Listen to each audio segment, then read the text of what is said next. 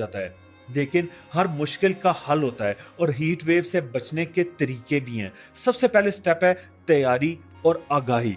जब भी किसी शहर में हीट वेव का अलर्ट आए तो लोगों को दिन के सबसे गर्म वक्त सुबह 11 से लेकर शाम 4 के दरमियान तक घर के अंदर रहना चाहिए। ज्यादा पानी पिएं, हल्के कॉटन के कपड़े पहने और डायरेक्ट धूप में जाने से परहेज करें। घरों के अंदर पंखे या रूम कूलर्स का इस्तेमाल करें और अगर बिजली ना हो तो गीले कपड़े का इस्तेमाल करके अपने आप को ठंडा रखने की कोशिश करें।